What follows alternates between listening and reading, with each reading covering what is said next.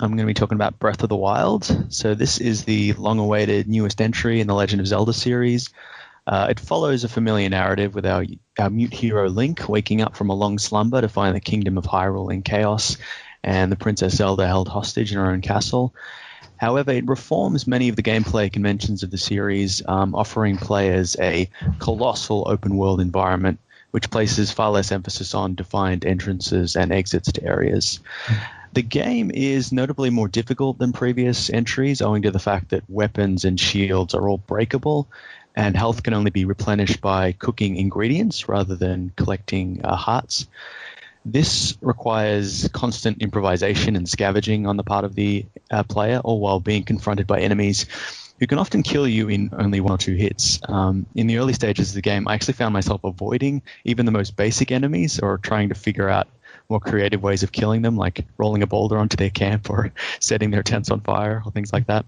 The game has been compared to the first Legend of Zelda for the NES in that the player is placed in the world without much instruction, and they're allowed to sort of explore freely at their own pace. There is, as always, there is an overriding level structure in the form of four mechanical giants located at the far corners of the map, which Link has to wrestle back from Ganon's control. However, unlike previous games, these dungeons can be tackled in any order you please. The fact that you acquire all the main items during the tutorial gives you the confidence that you can complete any task or access any area. And in fact, you can even go directly to Hyrule Castle to face Ganon within the first 30 minutes of the game. However, you quickly learn, as I did, that you are woefully underprepared, and you get roasted by the welcoming party at the castle. The game offers a sort of deconstructed take on the traditional Zelda level design. Rather than having 6 or 7 massive dungeons, you have 4 small dungeons and then just dozens upon dozens of shrines, which are these sort of 5 to 10 minute puzzles scattered all over the map. And shrines are completely optional, but they contribute to your health and stamina, so they're vital for getting better at surviving the wild. So Breath of the Wild, it shifts the series away from narrative and sequenced objectives towards just pure exploration and experimentation. The world you find yourself in is really beautiful and diverse and dangerous, and it feels truly endless. You know, you can trek in one direction for hours and never reach an invisible wall. Also, unlike previous Zelda games or adventure games in general, you never really feel a sense of mastery over the environment. And we mentioned this before with RPGs, how you can just become invincible after leveling up so much. But you never really feel that with this game, or at least I didn't, the amount that I played. You know, you might find the best weapon ever, but sooner or later it's going to break, which will leave you, you know, potentially at the mercy of a horde of bloodthirsty lizards with nothing but a stick. And you are completely at the mercy of the elements, so it may start raining, which makes climbing impossible and forces you to go take another route if you need to go around an incline. A storm may start, which forces you to put away all of your metallic gear in case you get struck by lightning. And there are sections of the world that are so hot or cold that Link will just start hemorrhaging hearts as he walks through them. I mean, you can get armor to protect yourself against that, but I beat the whole game and I never got enough rupees to actually get the armor to do that, so I ended up just constantly using potions and running between these areas to survive. And yeah, even 40 hours into the game, there are still enemies out there who can roast you alive with a single shot, so you still have to tread carefully. However, the game sustains a consistent sense of wonder and mystery, ensuring that you're always willing to venture a little further and to find out what's on the other side of that mountain or what's hidden in the cave before returning to your main quest. So yeah, that's my favorite game this year that I played. Have any of you guys played it? No. Nah. I did play this one, actually, and I loved it. I have a just generally like a weird relationship with Zelda games in general. They're not for me the same as many people my favorite games ever, but I do really love and appreciate, particularly Ocarina of Time and Wind Waker. I have played both of those and little bits of all the other Zelda games, and also watched hundreds of hours of speedruns of Ocarina of Time and Wind Waker too. So that's my main access point for those. Yeah. But this game was so much better than I thought it would be. I played it not expecting a lot because, again, the first thing being I open world games for the most part don't do it for me. There are some exceptions to that, but just the whole mechanic of that, the whole idea of a big, broad, but ultimately empty space is just not is not appealing to me as you go around, as this game does do, albeit a lot better, opening up towers typically. That's the kind of Ubisoft model to unlock new locations and collect things throughout the Right. map. But this game just, in so many ways, made that model so much more interesting. Just to one little mechanic that completely, for me, redefines the exploration is the paraglider. Right? Just this little way of traversal that you get at the beginning of the game completely upends the options that you have to move around it. It's not OP. It's not like Batman in those games where you can fly anywhere. You have to really think about getting up to a high location and then floating down to the next place. But just that one little thing completely just made it so much fun to traverse the map to find new things. It did have that genuine sense of exploration and that the just fun of finding new things and not knowing what would be around the next corner over that mountain that you want to scale. It was so much fun for so many reasons. Yeah, you really have to plot your path in a way. So you might see somewhere you want to explore, but you've got to figure out how to get there. So you might try and climb, rather than walking there directly, you might try to climb to a high peak and then glide down to another part and then work your way through. So like compared to a game like Skyrim, which I didn't play heaps, but it felt like you could sort of just get around everywhere pretty much at the same speed, even if you're going up a hill or down a hill. Whereas here it's more, I don't know, you have to chart your course a bit more, and you're sort of just encouraged to explore. So you might just see something weird. You might see something glowing, or you might see a dragon just kind of winding its way through the air, and you're like, what's over there? Like, because it's so formless, because you aren't necessarily given specific objectives beyond, the vague, objectives, go to these 4 dungeons. But there's so much in between that you can explore. It is really a kind of visual storytelling. So you look at the land and it kind of tells you things intuitively, and your eye is kind of drawn to certain areas. Just the shape of the land kind of curtails you or shifts you or cajoles you in particular directions. It moves you around. It presents things to you. And it's such a beautiful game. It's probably the most beautiful game Nintendo's made so far, because you can see so far into the distance beyond being really detailed and colorful. Up close, it has such a broad depth, like you can see so far into the distance is what I mean. So you can climb all the way up a mountain and then look back and see how far you've come, or you can just kind of just stop and admire the scenery or take a photograph. It's so visually stunning that in itself is the reward. You just want to see more of it, like beyond any collectibles or objectives. You just want to see what's out there. And there is so much out there. Like I beat the game in like 40, 50 hours, just the main quest. And I would stop and do things that were interesting along the way or complete shrines to upgrade. But by the end of the game, I found there was, huge sections of the map that were still uncharted. Or there'd be sections of the map that I just kind of quickly went through on the way to somewhere else that just were completely unexplored. And I think there's like 120 shrines. I beat about 40 of them. So there's just like, the actual main quest is really only like 25% of the game, which is a huge switch from, say, the regular Zelda games. Like Ocarina of Time, the main game is like 75% of the game, and then there's plenty of hearts you can collect. But here, it's so much of it is just open for exploration. I have 3 questions because this is a game that okay. It appeals to me, but I don't know if I'll ever, like, I haven't owned a Nintendo console in years, but other than the main story, like, it does look gorgeous, but like as you're traversing the environment, are you meeting people? Are you discovering little narratives that are interesting? Because that's always my complaint, is like it's one thing to have like a big gorgeous world, but it's even better if there are little stories wrapped up in there. And like, do you feel that when you're exploring the wilderness in this game? No, not really. And I guess I would say that is a criticism of the game. I think other Zelda games like Majora's Mask, you get a lot more sort of mini side characters that are quite interesting to engage with. Here it's mostly you meet people along the way and there's little fetch quests and side quests, but I wasn't as emotionally involved as I was in other Zelda games. I think the story is probably the weakest aspect of it, even the main story. And one of the big changes, one of the big reforms was voice acting, which they introduced, which I really didn't like. I thought the English voice acting was kind of weak. I actually changed it to Japanese just because it was more interesting just to hear it in another language and read it. Like it's fine when you read the story, but the actual, particularly Zelda, I find Zelda's really annoying. voice acting is not the best. Just to answer that question about like finding random side stuff, and just to ask you, Duncan, did you do? I'm just going to call it the Terrytown questline. I don't think so. Right. I'm not gonna. No, I'm not really gonna go into too much detail for spoiler reasons, but that for me is actually an example, and there are others, but for me this is probably the coolest and most interesting side quest, and I'll just say that it is an example of that kind of thing where you feel like you're meeting interesting side characters, and more importantly for me, leaving a mark behind. I think that's something that is tricky with an open world game, to feel like you're having an impact, and this one quest line is just so fun. So many fun, quirky characters, and it's an example of Duncan's point. He enjoyed this so much, he saw so many things, but he hasn't seen this at all, and it's a fantastic piece of the game. Yeah.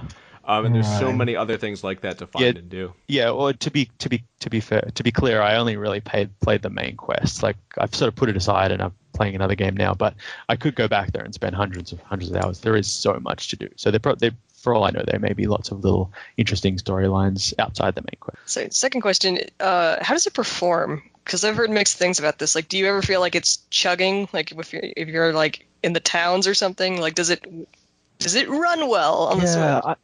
I heard that too. I didn't really notice a problem. There was a few times, like when you go into a forest area, it did really the frame rate started to drop. But mostly I found it pretty smooth, especially considering the size of it. Like unlike other adventure games or Zelda games where you're sort of moving between areas. So you'll enter one area, then you'll exit it, it'll load the next area. Here it is this really continuous experience through these vast spaces. More so than any game, more so than like Skyrim or Fallout. I felt like it felt really smooth and continuous.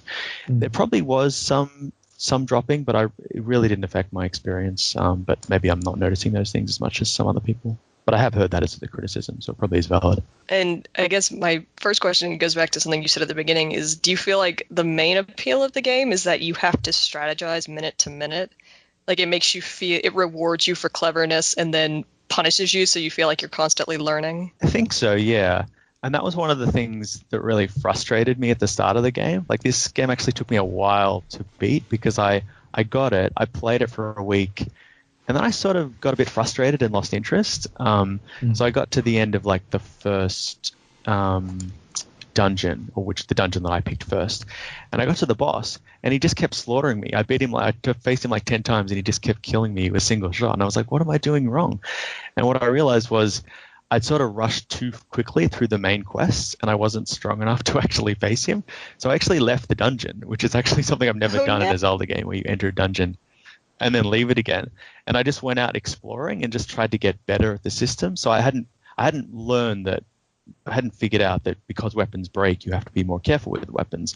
So I went out exploring, I beat some guys up, I took their weapons, I found some better weapons, I collected arrows. And by the end of it, like I'd gotten proficient enough at the kind of the reflex fighting where you have to, you can press a button or dodge, and that gives you a bit of an opening to attack someone. So you learn a bit more about the management system, a bit more about some of the nuances of the combat. And that was enough to just go back and then defeat the boss. He was still tricky, but I beat him after that. So it does, it rewards that kind of, it's not just about this sort of linear leveling up and making yourself stronger. It is this kind of constant management, this constant, not just of your inventory, but management of situations. Like a situation can kind of get out of control if you sort of jump into the middle of a camp of bad guys and they gang up on you. So you kind of have to approach them, pick off their scouts and drop bombs on them and scatter them. And, if you can find an explosive, hit that. So I think there's a bit more strategy involved that I really appreciated. It wasn't about the big villains. It was more about just day-to-day survival in the wild, if that makes sense, which I really enjoyed. There wasn't a sense of having a safe place to go back to, like a town you could return to. There aren't really, there are a couple of towns and there's a couple of sort of settlements, but it's mostly just a world that's kind of like fallen apart, and you're walking through the ruins of castle, and it's been kind of reclaimed by nature, so it really does feel like a wild kind of place. I don't know if that answers your question. No, it's like you dropped out for a couple of seconds, so if it shows up on the recording me going no, that's because I thought the call had stalled. I got it all. Yeah, I love games that take place in broken or fallen worlds. I mean, Shadow of the Colossus is one of my favorite games for that reason, and just tried to piece together in your mind and making up stories of what might have happened. And it's one of the reasons I want to play this game. So someday I'll get around to it. I just thought it's also got a nice mix of fantasy and science fiction, because it's all kind of castles and medieval and monsters and dragons and all that. But you've also got these metallic creatures called the Guardians who once protected, and Zelda's kind of presented as like a scientist figure, like she's always doing experiments and she helped create these machines to protect the kingdoms, but the machines went haywire, or like I don't know, Ganon hacked them or something and turned them against the Hylians. So there's a lot of like sort of steampunky imagery when you're entering these dungeons. And also a lot of the items, the sort of key items that you use throughout the game, which you get at the beginning of the game, have a kind of scientific basis, or like a physics thing. So you'll use like a magnet to pick things up and move them around, or you'll use this stasis item to sort of freeze something in time, and you can, affect it, and whatever effects you put against it will like ignite once it unfreezes, and things like that. So there's some nice physics stuff that's happening in the game. There's so many different ways that you can approach a lot of the problems. The shrines are all these little puzzles you have to solve, and there's all kinds of ways you can do it with those abilities you have. The stasis you mentioned, you can freeze water to create blocks of ice that you can jump on and things like that. And it's crazy the stuff people come up with, like attaching these little Korok balloons to rafts to like fly up in the air with a piece of driftwood and go various places and fun stuff like that. I didn't do a ton of that, but there was just still so many fun little things that I discovered.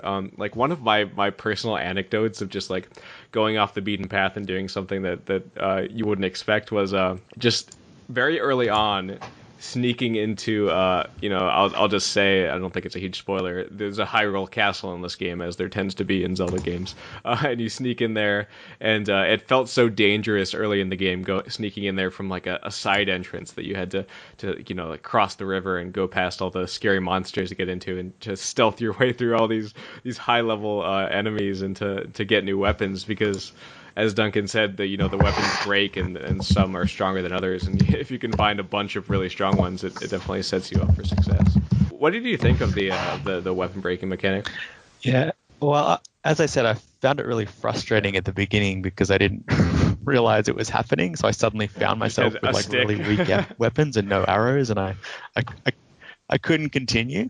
But I think it works. Like, I think it continually keeps you on your toes, and you can have enough weapons that it's okay. Like, you can still hold up to like 6-7 weapons, and you can make room for other inventory. So you can collect enough weapons that if one breaks, you can move on to the next one. And I think it forces you to be diverse. So you might lose your sword and shield, so you have to use a spear, or you have to use like a boomerang, or you have to use a projectile weapon.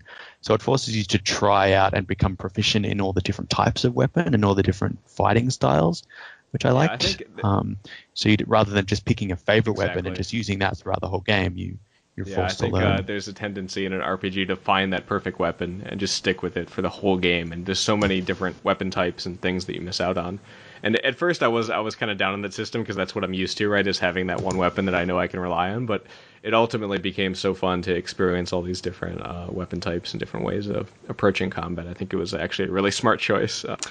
And I can't say enough good things about just that basic mechanic at the beginning that you mentioned, Duncan. The idea that the first quest you get after some tutorial stuff is literally kill Ganon. That's the first quest you get, and it's like, that's the objective you have, and you have to figure out how to do it. And if you wanted to, you could go run up to Ganon and try to fight him, as you said. But I can't say enough good things about that from a open world standpoint. In terms of you get that one quest, and then you have to figure out how the hell am I going to do this? What am I going to do when I go out in the world? What is my approach here? It's so smart. I love it. It sort of strips Zelda down to its essential core. Like, just there's story there, but you can go find out what the story is if you want. But ultimately, you just have to go Yeah, kill you have this to guy. find your own path to do that. There's not a prescribed way. Exactly. Yeah, it's completely up to you how you do it. Another just little thing that I love, just talking about sort of the visual storytelling stuff that you mentioned. Just the idea that all the things that you want to go find are orange on the map, and all the things that you've already found are blue. Just a little small design idea that I think just communicates so much. And it's the same kind of thing like talking about The Last of Us. All the locations that you want to go toward, there's like this little bit of subtle yellow. It's the same, just like small like gameplay thing where it guides you in a direction. Yeah. Oh, right. Yeah. Yeah, I guess a lot of it's just subconscious, just the colors kind of attract you to certain areas. There were a few criticisms, well, vague criticisms. I sort of talked about the frustrating difficulty curve at the beginning. The music I felt wasn't a sort of, that's one of my favorite things about the Zelda games. So it has some of my favorite music in video games. None of the music really stood out to me. Most of it was just kind of atmospheric. So it complements the exploration really well. You'll have these subtle little sort of piano keys playing, or when you're up on a mountain or running through a field, you'll have this kind of sweepy music. But it didn't have that kind of iconic theme music that I really love in a lot of Zelda games. Like I can't remember any of the music. Yeah, it just wasn't that memorable. That kind of says it all. So I was kind of disappointed in that. But it does, yeah, it creates a nice atmosphere. You can get a bit bored climbing up those towers, and there is a lot of downtime sometimes where you're just kind of. It does feel, to Katie's point, at times it does feel like a bit of an empty world where you're just kind of making your way to a point. And it can take a while. Like, you want to get to the point, but there are points where you're getting a bit tired. And absolutely. Yeah, everything just takes so long because it's so big that you find you'll be playing and you'll look at the clock and like 4 hours have passed and you feel like you haven't actually, even though you've had fun, you haven't actually accomplished it's all that still much. pretty easy to fall in that trap, the open world trap of just going around unlocking things, just doing it for its own sake. But I found a lot of ways just to create my own fun. Just one thing, I loved the cooking in this game. It's the best cooking I've had in a game. Just, it's very simple. It's you put together different ingredients you find or you buy from stores, and you just can customize them to make a bunch of like different dishes. And it was just so fun and gratifying to me. And it actually, the food in the game is a huge thing. It's kind of like Witcher, where like the food is your main source of healing. So it's very important and rewarding to create like really good food, especially stuff that brings your stamina back, because you can use that to climb even higher. If your stamina is about to run out, you can eat something and refresh it and keep going. So it's rewarding and also just really fun. Right, yeah, it's an interesting sort of RPG mechanic where you can make things to up your strength or up your defense or heat resistance or cold resistance or up your health for various segments of time. So if you have a big fight coming up, you can max yourself out and plunge into it, and by the end, you might have half a heart left. I did find that also a little frustrating as well, just because it does break the flow a little bit, because if you're in a big battle, you're constantly pausing and eating stuff. The UI of that, to get your health back up. Just having to pause, hit the... Yeah. There have definitely been some fun videos that have come out of people playing this game. There's one that I was watching the other day. It was like a guy carried a cuckoo for 5 hours through the wilderness to take it to a volcano and chuck it in. And this other dude, he found this ball out in the middle of nowhere, and he's like, I think I've seen a pedestal where this goes. Yes, I saw that. Oh my god. He carried it for like 2 days, and then he got there and it didn't do anything. It was pretty good. No, like, I think he knew that wasn't the right thing, but it was meant for another puzzle. But he saw that same hole for a separate puzzle, and he thought, could I use a ball from one puzzle to complete another puzzle? And he was just pushing it because it can't fall off a cliff or into water, or the ball will disappear. So he has to plot a path through the landscape, like, to get the ball from one side of the map to the other, which is really hard, rolling it up hills. Things like that. And I think in game time it probably took like 6 months, and he finally got it to the hole and nothing happened. And I think one of the comments was like, Zelda's in her tower watching Link just do this for like 6 months, thinking, why the hell did I choose this guy as my champion? There's just so many weird things you can do with that kind of thing, where you just encounter some weird puzzle and try to figure it out. The ultimate end of that being these Korok seeds that you can get, which is not something I messed with much, but there's like 900 of these things that you can find in the map, which is obscene. But if you want to, you can find all those. Yeah. That is the ultimate, like completist nightmare. 900 of these seeds, which are invisible. Like you'll see like a glisten in the grass, and go up and press A, and you'll find one. Like the idea of finding all of them is absurd. The first time I found a cuckoo, I attacked it just to see what would happen, and something I was might not have disappointed. That was good. Yeah. And apparently, if you get you can trick like an enemy to attack a cuckoo, and then they get sort of just destroyed. So you throw a cuckoo into an enemy encampment, and the cuckoos attack the enemies. There's lots of funny things like that. Shield surfing. If you get up on top of a mountain, you can jump on your shield and just kind of surf the landscape.